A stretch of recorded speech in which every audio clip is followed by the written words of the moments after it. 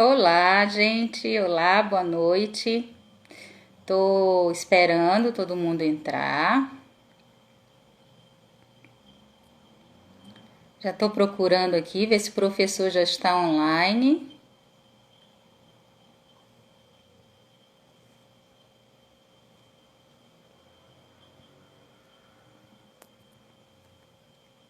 Ele já está online, vou introduzir ele agora.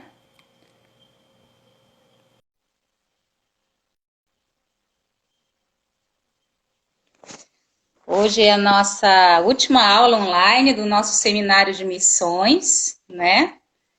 E o professor está entrando. Boa noite. Hey, Mom. Yeah. I'm at the store right now. Relax. I'll get it for you. Oi, boa noite. Boa noite. Gente, esse é o professor, o nosso professor da noite, o professor Ed. Ele vai estar falando sobre identidade. A aula dele é maravilhosa, é poderosa, é libertadora. Então, abra os seus corações e deixa mesmo o Senhor, o Espírito do Senhor ministrar o coração de vocês, tá? E eu vou deixar ele se apresentar, falar um pouquinho dele e já introduzir a aula, que o nosso tempo é pouco para uma aula tão tremenda como a que ele vai nos dar hoje. Ok? Pode falar, Ed. Olá, gente, boa noite. Aí ela me deixa em maus lençóis, na verdade. Você fazer uma aula de uma semana inteira numa aula não é exatamente uma coisa fácil, né? Verdade. E deixa eu só saber, eu tenho quantas pessoas comigo? Ainda temos 13 pessoas, o povo ainda está entrando ainda. Ah, ok, ok. E eu tenho até as 8 da noite, é isso? É, 1 hora de aula. Se você precisar, se você quiser e precisar de mais um pouquinho, daí a gente sai, né? Porque ele vai cortar mesmo, mas aí a gente entra de novo. Aí a gente entra e Entendi. continua, tá bom? Se você Não, quiser, a gente faz isso. mas não tem problema, até porque às 9 eu tenho uma outra aula com outro grupo. Entendi. Então tá. Podemos começar? Podemos, estamos no nosso tempo. Vamos Já lá. estamos dentro. Tá bom, gente. Boa noite. Eu sou o Ed. Na verdade, meu nome é Edmilson, mas eu sou conhecido como Ed. Trabalho com a Jucum aqui em Curitiba já há muitos anos. Sou casado há 27 anos. Eu e Ellen temos 2 filhos, um menino e uma menina. Na verdade, um moço e uma moça já, né? Sou pastor na Igreja Batista Nacional também aqui em Curitiba, na Igreja Batista Nacional do Cajuru. E temos servido o Senhor nessa jornada, o que tem sido um grande privilégio, uma grande bênção, né? Bom, meu assunto para falar com vocês hoje é sobre identidade e destino, ou identidade e propósito, né? Como eu disse, é um grande desafio tentar resumir algumas ideias dentro de um período tão curto, mas espero que Deus dê graça, né, para eu poder comunicar e de alguma forma algo chegue do outro lado para você através do Senhor e isso alcance seu coração. Quero partir então do texto bíblico, quando Paulo escreve aos Efésios, capítulo 2, verso 10, Paulo escreve dizendo assim: pois somos feituras dele, criados em Cristo Jesus, para as boas obras, as quais de antemão ele preparou para que andássemos nela. Vou repetir o texto. Pois somos feituras dele, criados em Cristo Jesus, para as boas obras, as quais de antemão ele preparou para que andássemos nela. Gosto muito desse texto, porque esse texto exatamente nos dá uma linha desses dois aspectos. Ele fala um pouco sobre a identidade e fala um pouco sobre o nosso propósito. Ele Ele fala que somos feituras dele, criados em Cristo Jesus. Então, isso tem um pouco a ver sobre quem somos, né? Sobre a nossa constituição, de onde fomos gerados, de onde nascemos. Mas ele fala também que nós fomos criados nele para algumas boas obras, ou para as boas obras, e acho muito interessante a escrita, porque diz que ele, o próprio Deus, de antemão preparou para que andássemos nelas.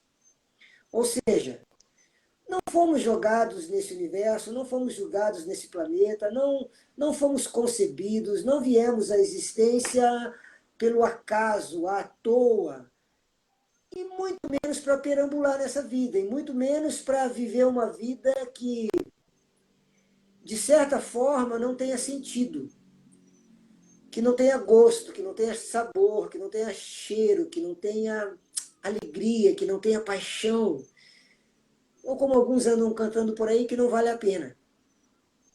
Não, de maneira nenhuma, né? O Senhor nos criou com um propósito. Ele chama esse propósito de boas obras. E ele preparou para que a gente andasse nela. Na minha leitura, na minha interpretação, um pouco da minha história também, mas e de alguns que eu conheço, eu percebo que a vida que vale a pena é uma vida que é a vida de alguém que sabe quem se é e a vida de alguém que entende seu propósito. Para mim, essa é uma vida que vale a pena. A atividade desempenhada, os dons, os talentos, as virtudes, os valores que cada um tem, e seguramente são diversos, né? São importantes e eles fazem parte disso tudo.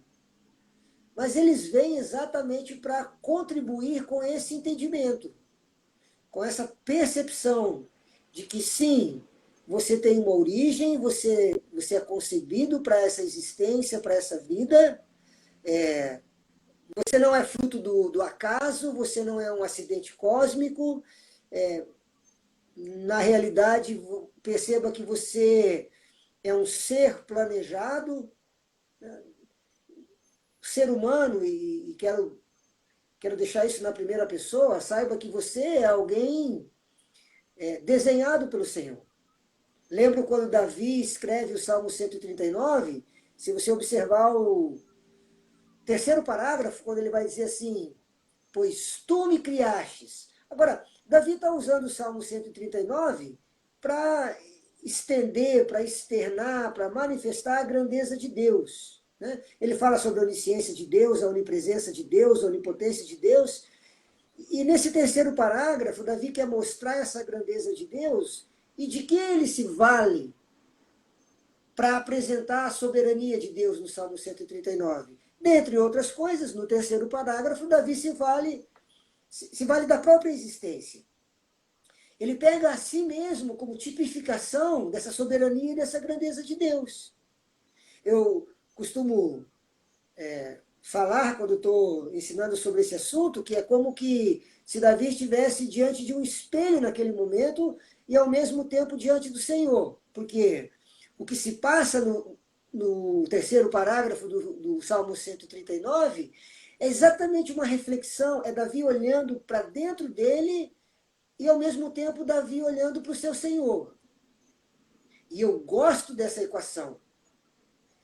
Eu gosto desse manejo.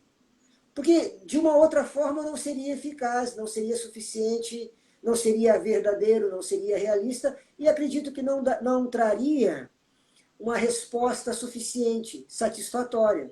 Mas veja, Davi olha para ele, olha para Deus, olha para Deus, olha para ele, e isso provoca em Davi algumas afirmações, algumas reflexões. Se você observar no verso 13, ele vai dizer assim, pois tu me formastes, ou tu me criastes, ou tu me tecestes no ventre de minha mãe. Perceba, qual é a constatação primeira de Davi? Ele entende que a origem dele está em Deus. Ele nasce a partir da vontade de Deus. Como eu disse, nenhum de nós somos um acidente cósmico. Nenhum de nós somos só um um reflexo ou uma consequência de uma relação sexual entre um homem e uma mulher. Em alguns casos, de uma simples transa. Não, não. Tem um ser soberano acima disso tudo. Davi diz, tu me criastes, tu me tecestes do ventre de minha mãe. Paulo vai dizer isso agora em Efésios, quando ele fala, pois somos feituras dele, criados em Cristo Jesus. Perceba, irmãos e irmãs, que nossa existência, ela acontece a partir de um plano, de um desejo muito maior, de alguém muito maior, do que simplesmente um acaso temporal. Eu e você nascemos da vontade de Deus. Não sei se você percebeu, mas antes de você ter nascido nessa terra, você já tinha nascido no céu. Antes de você estar concebido na barriga, no ventre de sua mãe, são as palavras de Davi, você já havia sido concebido lá no céu. Sabe por que você existe? Bem, talvez porque seu pai e sua mãe planejaram e quiseram. E se esse é o seu caso, parabéns para você. Isso deve fortalecer, isso deve trazer uma segurança para a sua existência, para a sua autoestima, para a sua identidade de uma maneira muito interessante. Mas alguns de nós não tivemos essa mesma sorte, não fomos aquele filho ou aquela filha planejada, desenhada por papai e mamãe, esperada e aguardada a cada dia. Alguns de nós, aconteceu. E já que aconteceu, tudo bem, né? Fazer o quê? Muito embora alguns tenham uma sorte um pouco pior do que essa, porque para alguns a concepção não foi algo como tudo bem, foi realmente um ponto de problema, um ponto de conflito. Mas ainda aqueles que nasceram ou que foram concebidos a partir de uma violência sexual, de um estupro, de uma vergonha. Nós podemos chegar à nossa existência, ao nosso nascimento por diferentes vias, diferentes histórias. Das mais lindas até as mais doídas. O que provavelmente também seja o caso do salmista. Mas ele constata e ele afirma ter sido criado pelo Senhor. Davi olha para o céu e diz, tu me formastes, tu me tecestes no ventre de minha mãe. Então essa é a primeira constatação de Davi, a primeira afirmação dele, e eu gostaria que isso, de alguma forma, alcançasse seu coração.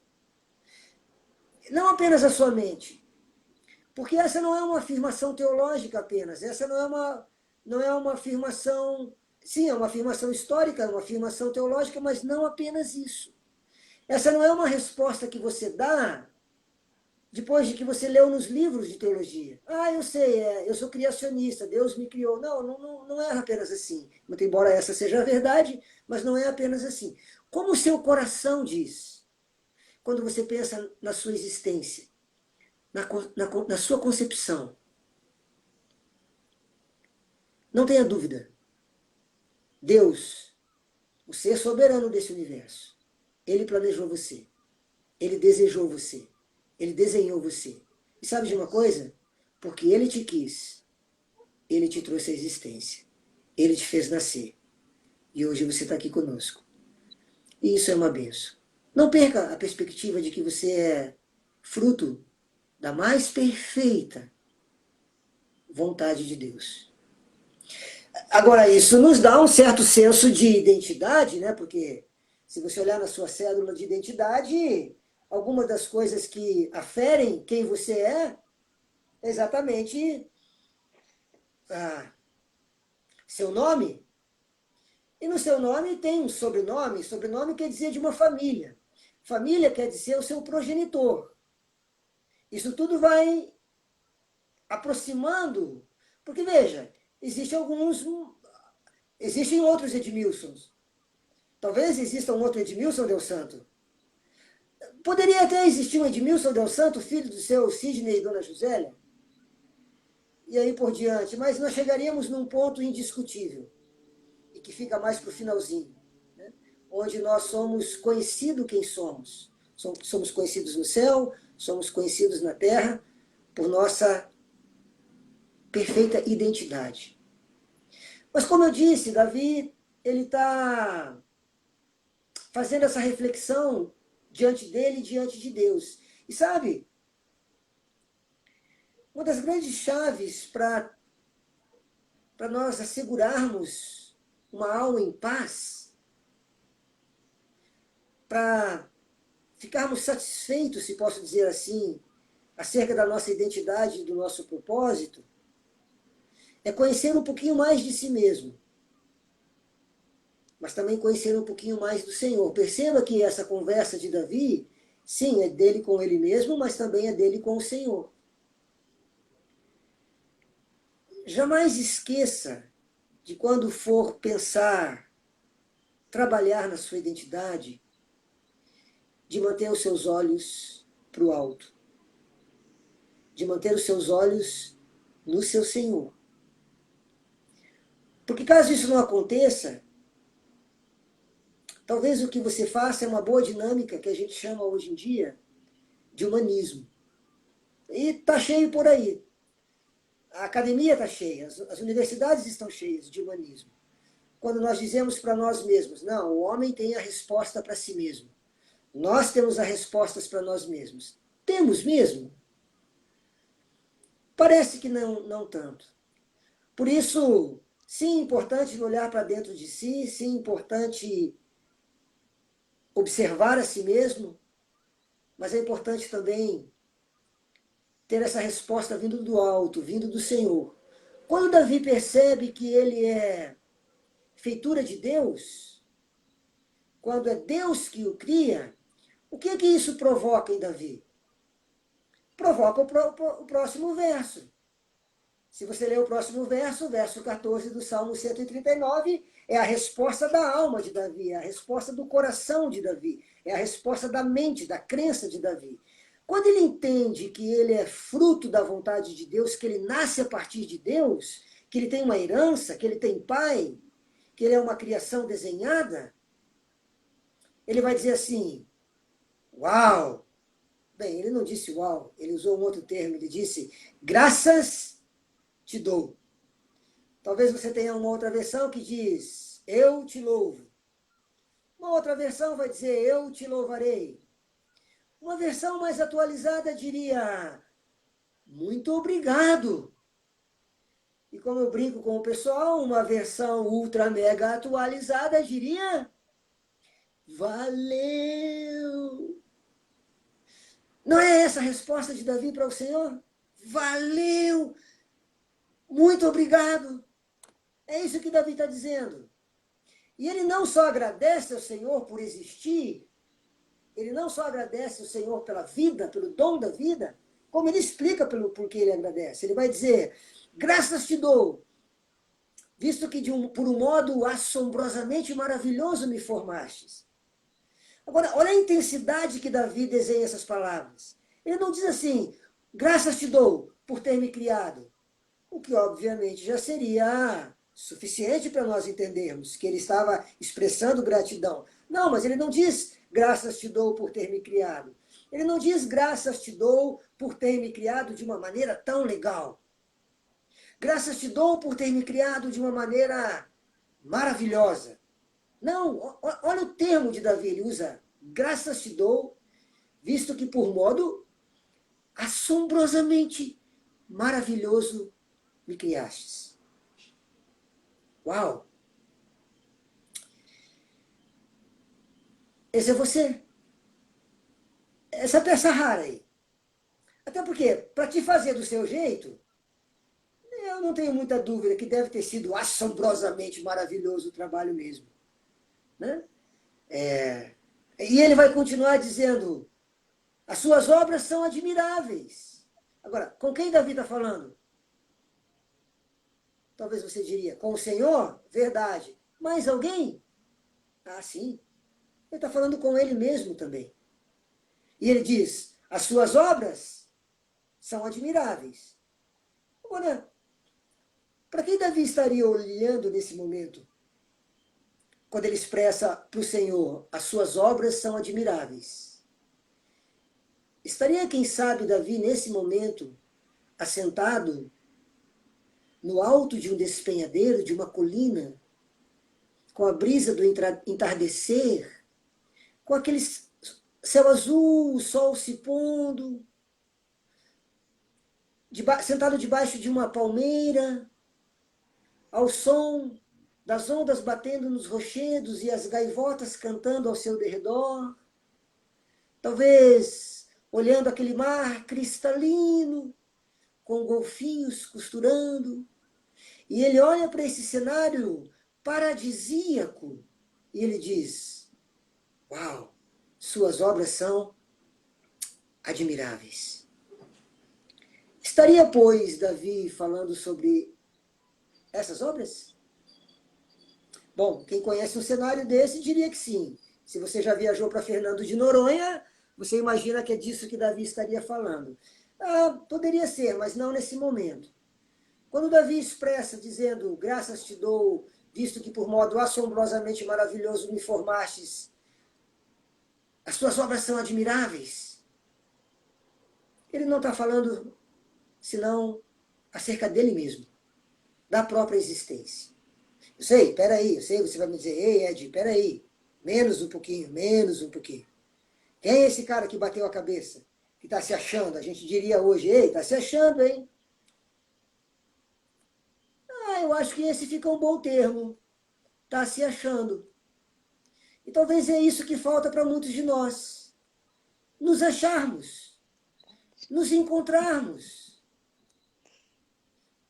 Seguramente não nos encontramos sozinhos, mas podemos nos encontrar nele. Veja, Davi termina esse verso dizendo, depois de dizer que as obras do Senhor são admiráveis, como referência a si mesmo, ele vai propor a ideia de que, e a minha alma sabe muito bem. Numa outra versão ele vai dizer, e digo isso com convicção. Bom, você pode escolher qualquer uma das duas versões, as duas são bem cabíveis, as duas são ótimas. Se você escolhe a minha alma o sabe muito bem, talvez te pareça um pouquinho mais emocional, mais passional, mais quente. Alguém que está pondo o coração nessa fala. Alguém que está dizendo: muito obrigado, Senhor, por ter me criado de uma maneira tão tremenda. Eu sou bem bacana mesmo, e sabe do quê? Sabe uma coisa? Eu estou bastante satisfeito. Eu estou bem resolvido comigo mesmo. Uau, achar um coração assim, achar uma alma assim nos nossos dias, não é exatamente fácil. Eu sei o que eu estou dizendo. Eu falo sobre esse assunto, converso sobre esse assunto em muitos lugares, com muitos jovens, com muitas pessoas, e não é todo dia, não é toda hora, não é em qualquer lugar que você encontra gente tão bem resolvida dentro de si, tão bem resolvida na sua alma, como esse camarada chamado Davi. Se você preferir a outra versão, que ele diz, e digo isso com convicção, talvez fique melhor ainda. Um pouco menos de alma, um pouco menos de calor, um pouco menos de adrenalina, mas com muita inteligência, com muita sabedoria, com muito raciocínio, com muita lógica. Digo isso com convicção. E dizer algo com convicção envolve nossas crenças. E, fundamentalmente, nossas crenças fazem parte dessa construção da nossa identidade e do nosso propósito. Se você tem crenças erradas acerca de si mesmo, o reflexo, o resultado disso é trágico. É notório. Se você tem crenças verdadeiras acerca da sua existência, como essa que eu estou primariamente abordando, de entender que você é feitura de Deus, que você é obra de Deus, que você é plano de Deus, que você existe pela vontade de Deus, e que Ele criou sim você com um propósito, para boas obras preparadas para você, da mesma forma essas crenças vão talvez ajudar a nortear o seu caminho. vão dar alguns sinais para você se conduzir nessa vida, para fazer com que essa vida tenha um pouquinho mais de sentido. Eu não sei, deixa eu perguntar aqui se vocês já falaram um pouco sobre crenças em algumas outras das aulas, sim ou não? Fala aí, povo, responde aí. Foi falado hoje de manhã, foi dado uma pinceladinha, né, num prumo divino. Foi Ok, dado falaram assim, sobre prumo, falaram um pouquinho sobre crenças, então. A Bianca está dizendo que não. Ou ela não foi na aula ou ela não ouviu. Né, Bianca? Mas parece que vocês tocaram algumas coisas sobre crenças. E é bem importante entender sobre crenças, falar sobre crenças, né? Crenças são nossas raízes. Se você pensar numa árvore, a Andressa disse que não muito. Alguém mais disse não. Ok, então vamos lá. Crenças são as raízes do nosso ser. Né? Não vou me demorar nisso. Alguém já disse que falou sim. Bom, vamos lá. Crenças são as raízes do nosso ser. Pensa numa árvore. Se você pensa numa árvore, as crenças são exatamente as raízes. Veja, se você pensa na sua existência como uma árvore, muito provavelmente que o que te preocupa nos dias de hoje, qual parte dela é mesmo? Os frutos. Quando os frutos dessa árvore não estão muito bons, a gente precisa dar um jeito neles, a gente precisa tentar consertá-los, a gente precisa arrumá-los. Alguns frutos nós vamos lá e cortamos e jogamos fora, e esperamos que na próxima estação essa árvore dê bons frutos. Mas não, não vai dar. Se você não mexeu nos fundamentos dessa árvore, os frutos vão continuar iguais. Alguns de nós até conseguimos, por uma estação ou outra, um certo tempo de abstinência, né? Parece que não estamos dando mais aquele fruto ruim, então parece que resolvemos a nossa vida. Mas não. É só um tempo de abstinência. Se você não lidar com as suas crenças, o seu comportamento, os seus valores, o seu comportamento e os resultados vão continuar os mesmos. A vida não vai mudar. Não importa se passa 1 ano ou 10 anos. Então, por isso é bem importante a gente pensar nas nossas crenças. É fundamental entender que nossas crenças constroem nossa identidade, para o bem ou para o mal. Nossas crenças constroem nosso senso de valor pessoal, para o bem ou para o mal. Nossas crenças ajudam a construir o nosso senso de autoestima, para o bem ou para o mal. E, veja, algumas das nossas crenças são crenças, como eu disse agora há pouco, crenças do coração, outras são crenças da nossa intelectualidade. Eu chamo a crença teórica, eu chamo da crença teológica, aquela crença com as respostas prontas, como eu já disse. E eu chamo a crença do coração, a crença que é a mais pura verdade. Talvez não traduz o melhor de você, mas pode sim ser uma grande verdade. Bom, pensando ainda sobre identidade e destino, identidade e propósito de vida, eu gostaria de te sugerir que a relação entre identidade e destino se assemelha a quê?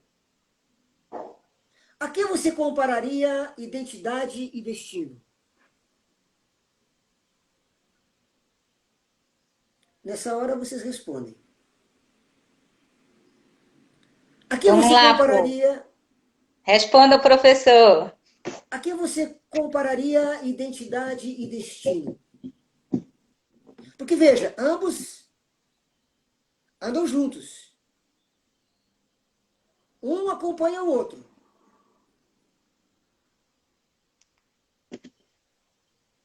Bom, como vocês estão um pouco mais tímidos e o tempo vai indo embora,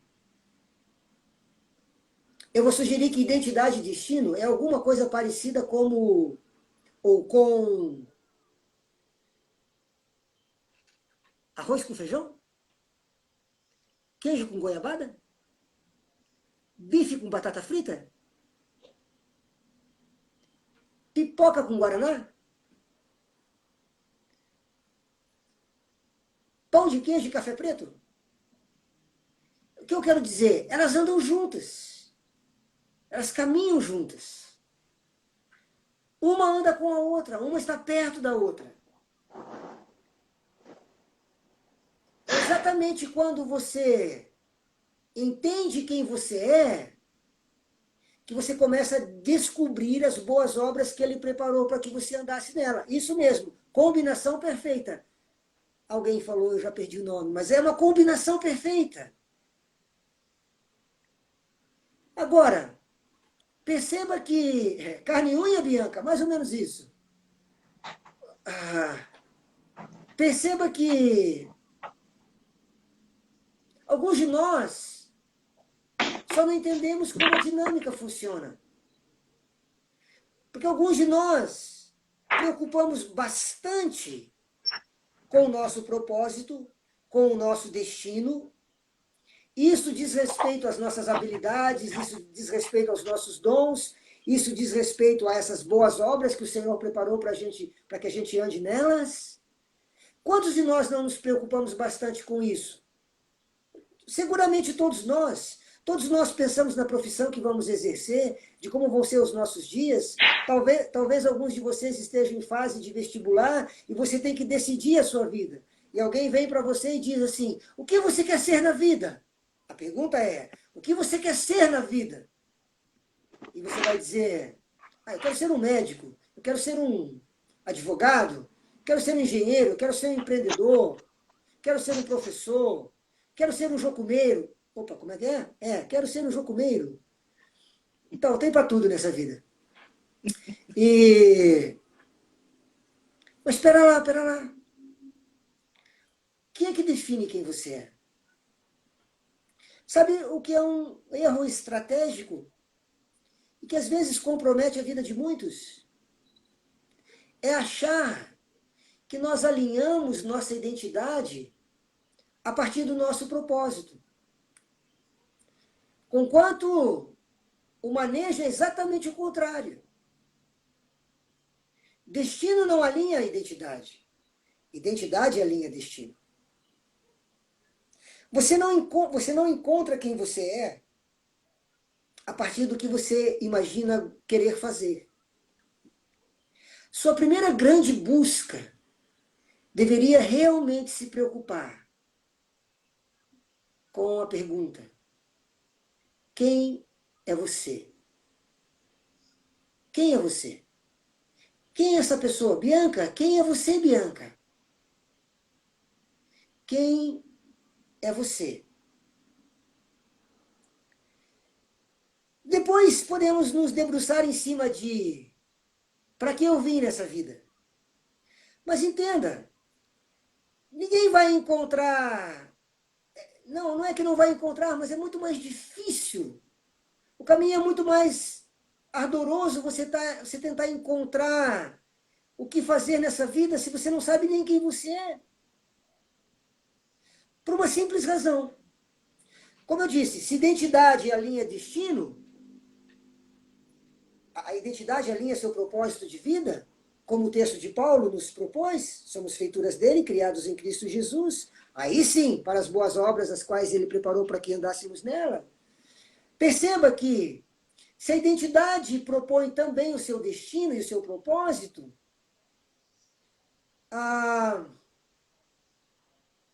da mesma forma, alguém sem identidade, eu não teria medo nenhum de postular a ideia de que alguém sem identidade também é alguém sem destino. Ou eu diria, quem não sabe quem se é, também não se sabe onde quer chegar. Ou vou colocar isso de uma maneira diferente.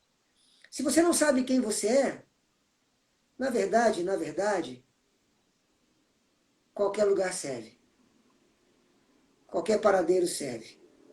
Algum tempo atrás, falando sobre esse assunto, numa das bases da Jucum aí, por esse nosso Brasil, levanta uma senhora e ela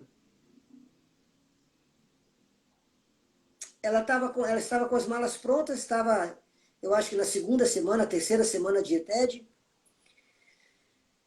E ela já estava com as malas prontas, ela me disse, eu deveria ter ido embora ontem, inclusive, estou com as malas prontas. E ela disse, sabe para onde eu iria, Ed? Obviamente que eu não sabia. Eu falei, não, irmã, para onde? Ela falou, também não sei. E a fala dela foi mais ou menos assim, uma senhora de uns 55, 60 anos de idade, talvez. E ela disse assim, na verdade, para mim, não importa o lugar para onde eu vou. A minha vida se tornou 2 malas. Eu posso pegar elas agora, sair daqui, ir para a rodoviária sem rumo, sem destino. E aonde eu acabar chegando, está valendo. Como alguém chega numa fase dessa na sua vida, nessa condição? Sem ter um lugar para chegar. Sem ter para quem chegar. Como assim na vida qualquer lugar serve? Não acredito que é essa vida que o Senhor desenhou para mim e para você. Muito pelo contrário, ele disse que ele planejou boas obras, de antemão preparou boas obras para que a gente andasse nela. Uau, isso é uma, não é uma brincadeira, mas é quase como uma brincadeira, é uma grande aventura, descobrir essas boas obras. E que perfeito é quando você encontra, quase como caça ao tesouro.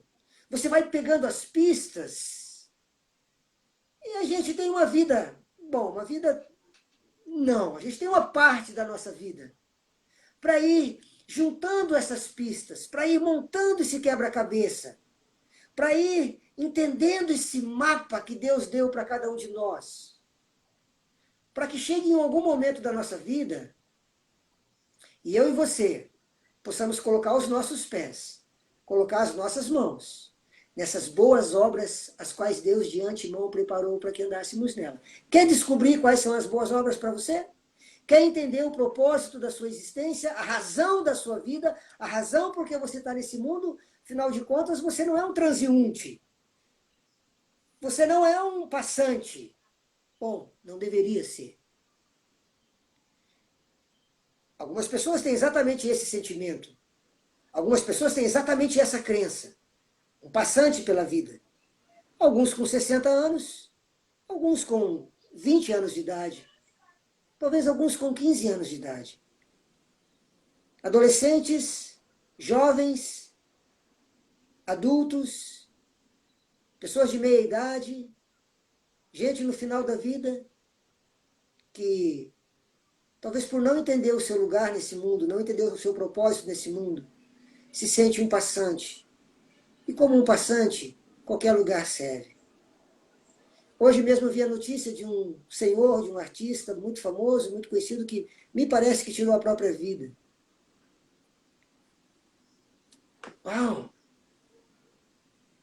E como ele e muitos outros nesse momento estão fazendo da mesma forma. O que acontece? Onde está a graça da vida? Onde está a beleza da vida? Onde está o sabor da vida? Onde? Eu entendo que se torna difícil de encontrar a razão dessa existência quando você não sabe quem você é. Se eu posso deixar uma lição de casa, uma tarefa de casa ou um desafio para você, seria exatamente isso. Você gastar um tempo, você dispensar uma parte do seu tempo para estar com o Senhor e perguntar para Ele, dizendo, Senhor, quem sou eu? Senhor, como o Senhor me vê? Você provavelmente não tem a condição de fazer isso agora, mas se você tivesse um espelho na sua frente, eu diria, dá uma boa olhadinha para essa pessoa aí. Dá uma boa olhadinha. E depois eu perguntaria, quem é essa pessoa? Quem é essa pessoa na sua frente? Você conhece ela? É uma pessoa, alguém que tem identidade? Eu não estou perguntando o que você acha que deveria ser, eu não estou perguntando o que é o ideal, como deveria ser, eu não estou perguntando o que você pensa em fazer da sua vida, eu não estou perguntando sobre seus dons, eu não estou perguntando sobre sua atividade profissional, só estou perguntando sobre quem é você. Parece ser uma resposta simples. A maioria das vezes não é. A maioria das vezes não é. Isso mesmo, Elisa. Elisa estava fazendo isso agora mesmo, enquanto estava ouvindo sobre Davi. Olhando no espelho e perguntando, quem é essa pessoa? Quem sou eu? Sabe, isso pode te ajudar realmente a buscar a sua identidade. Eu não tenho tempo aqui, mas mudou o curso da minha existência, da maneira de eu enxergar a vida.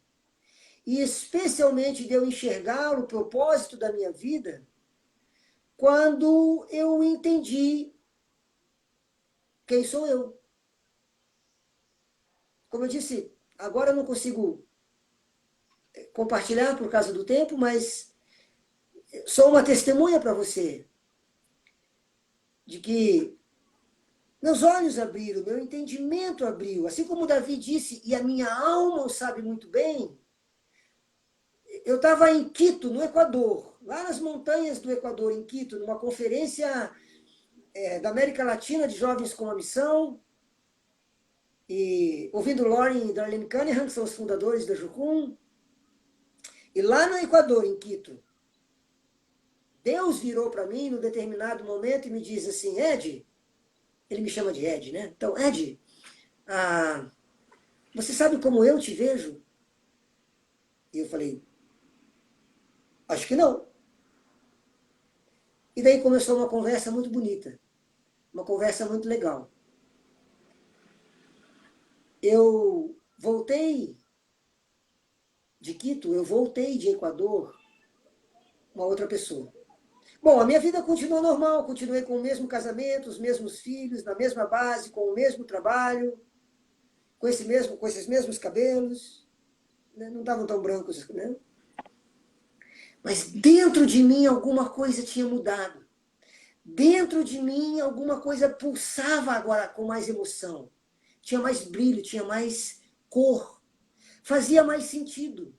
Eu comecei a observar um pouco mais sobre minha personalidade, meus dons, meus talentos, minhas fraquezas. Comecei a conectar algumas peças. Algumas coisas começaram a dar sentido para mim. Não só em quem eu sou e como eu sou, mas também naquilo que eu fazia. Agora, isso aconteceu no ano de 2000. Então já faz uma temporada. Há 20 anos atrás. Eu venho tentando fazer da minha vida, da minha existência, um reflexo de quem eu entendi Deus ter me chamado para ser. Naquela ocasião, Deus me chamou de semente. Como eu disse, não tenho tempo para explicar tudo, mas é assim que eu sou. Esse sou eu, uma semente. E daí você pode pensar para que uma semente serve. Calma, não me chame de grão de mostarda, eu sei que eu sou pequenininho, mas não é essa a ideia. Sem bullying, por favor. Por favor, colabora com a minha autoestima aí. Né? Mas eu descobri que uma semente pode dar muitos frutos. Alguém que estava brigando consigo mesmo para se tornar fruto, mas depois eu fui descobrir que de uma pequena semente pode nascer muitos e muitos e muitos frutos. E é assim que eu tenho tentado alinhar minha vida desde então. E tem sido muito satisfatório, tem sido muito, muito gratificante. Então, por favor, dedique um tempo para você observar, para você estar diante do Senhor. Por favor, não faça isso sozinho, não faça isso diante do espelho. Não é uma conversa só entre você e você, porque isso aqui não é isso não é sobre autoajuda. Muito embora a autoajuda seja interessante. Existem muitas literaturas de autoajuda, algumas muito boas, algumas delas chovem no molhado, mas sim, você vai encontrar pessoas que vão poder colaborar com você, contribuir com você, mas ninguém tanto quanto o Senhor possa fazer por você. Por isso a chave é você olhar para dentro de você, ao mesmo tempo olhando para o Senhor. naquela expressão, naquele exemplo do próprio Davi. Amém? Amém. Deixa eu ver quanto tempo eu tenho mais ainda. Ah, eu acho que tem uns 17 minutos ainda, Ed. Isso, eu tenho mais uns 15 Uns minutinhos 15 aqui, né? minutos, por aí. Vocês descobriram um jeito de parar o tempo? Eu ainda não.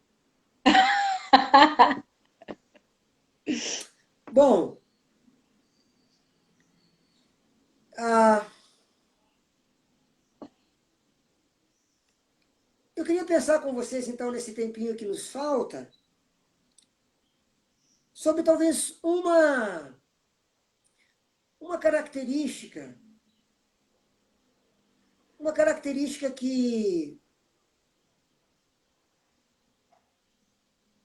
contribui para a construção ou para a desconstrução da nossa identidade.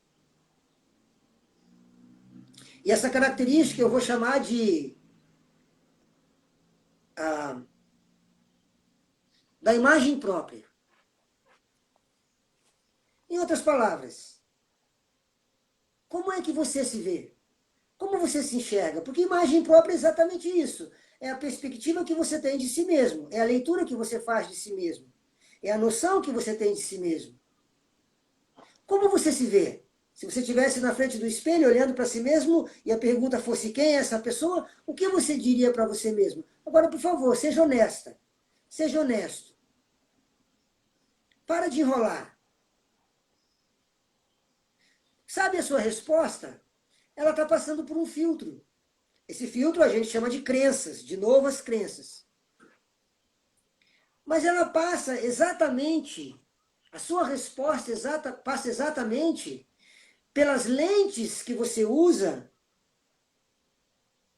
para conceituar a si mesmo. Para você responder essa pergunta, quem é você, você tem que vestir um óculos. Você tem que vestir lentes. E dependendo das lentes que você usa, dependendo dos óculos que você usa, você tem uma noção de si. Você tem uma interpretação de si. Você tem uma percepção, né? Eu normalmente trabalho com 4 diferentes lentes. Claro que não vou ter tempo de fazer isso aqui.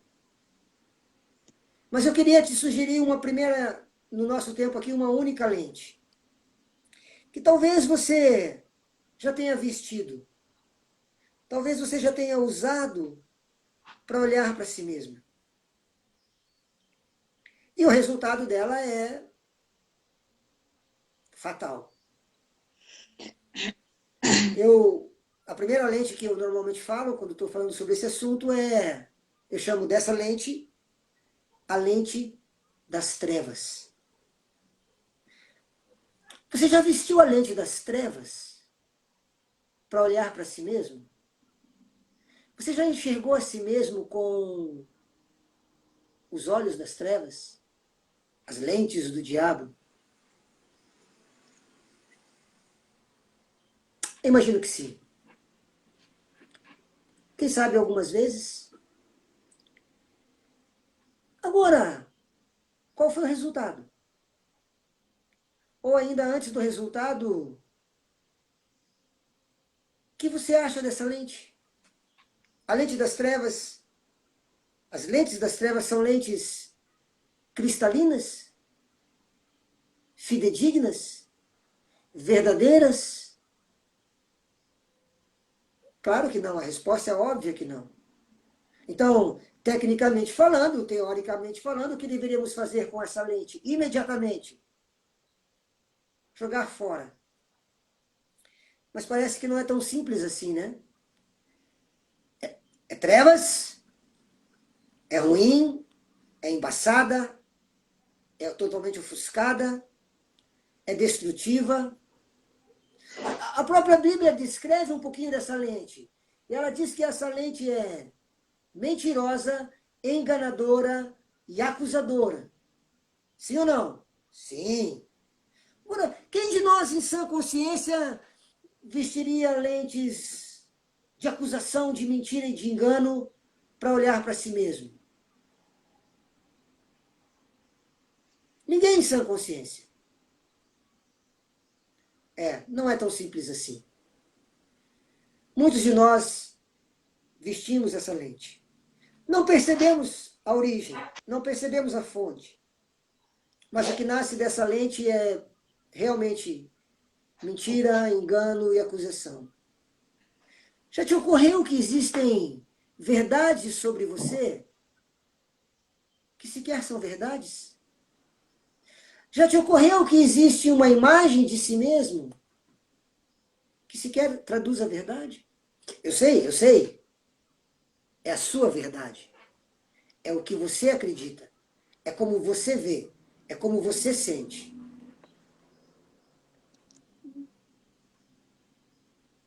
Mas ainda não é verdade. Eu sei que a marca na experiência, a marca emocional, faz parecer a mais pura e plena verdade. Mas eu queria te sugerir a botar um ponto de interrogação nessa crença, que na verdade deteriora a sua imagem. Um exemplo que eu costumo dar é, se você já teve a oportunidade de entrar numa sala de espelhos, aquelas salas que tem em parque de diversão, aqueles circos que vão na cidade, ou se você já teve a oportunidade de ir na Walt Disney, né? Tem a sala de espelhos. E quando você entra na sala de espelhos, quem é que você vê lá dentro da sala de espelhos? Claro, você vê a você mesmo. É a imagem de quem refletida? A sua própria imagem. Em outras palavras, você está olhando para você mesma. Em que condições você se vê?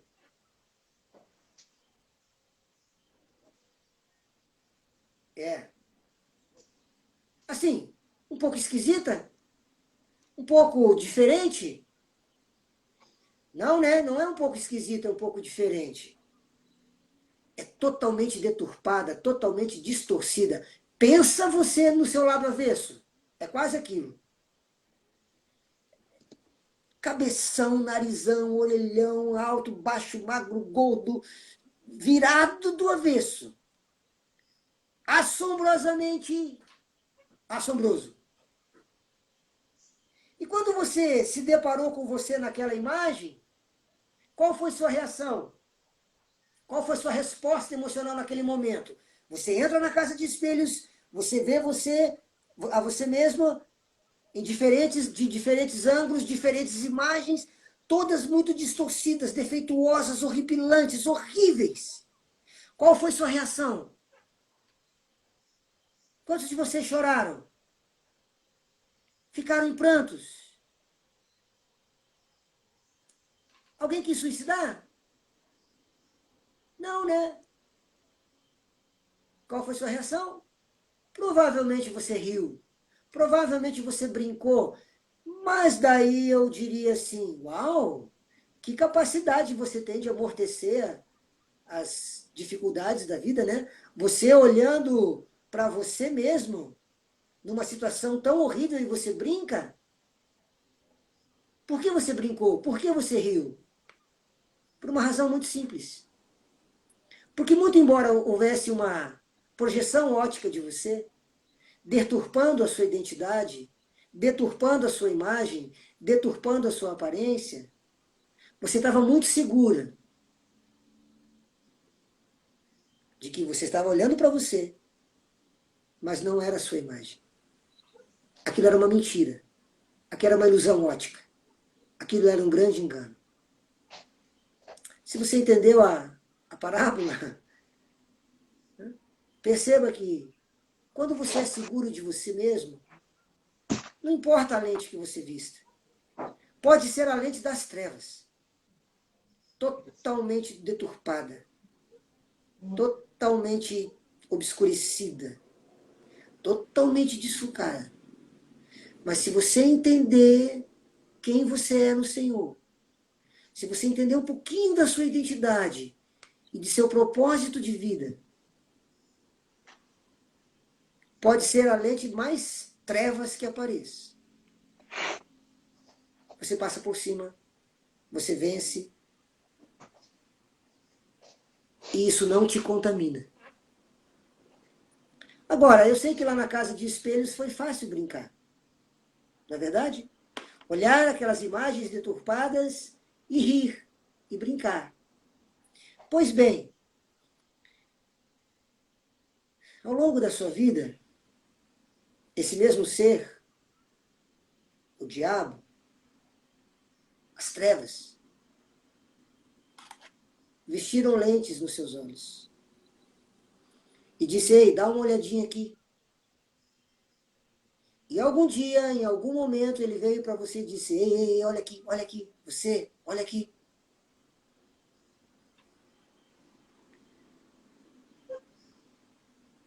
Você não presta. Você não vale nada. Você é suja. Você não termina nada do que começa. Você é pior do que todo mundo. Você é um burro. Você não vai dar certo nessa vida, não. Sua irmã, sim, sua irmã é muito linda. Você vai ficar sozinha. Nossa, seu irmão é muito inteligente. Você é um zero à esquerda. Você é um vagabundo, você não vale nada, você não pode, você não consegue. E o que você fez com essa lente? O que você fez com essa imagem proposta de você? Riu? Brincou? E disse, palhaçada, nada a ver. Tem nada a ver comigo isso? Como naquele dia na casa de espelhos? Qual foi sua reação? Qual foi sua resposta? Eu sei que alguns de vocês, infelizmente, dessa vez, acreditaram. Não só acreditaram, como compraram essa imagem.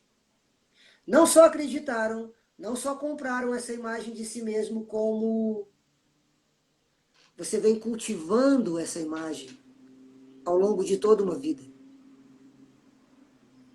Aconteceu quando? Há 5 anos atrás? Há 10 anos atrás? Há 20 anos atrás? Há 40 anos atrás?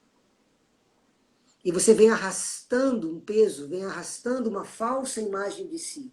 Você vem arrastando uma acusação, você vem arrastando uma mentira, você vem arrastando um engano, porque você decidiu acreditar e investir nessa lente das trevas. Por favor, remova essa lente dos seus olhos. Joga fora.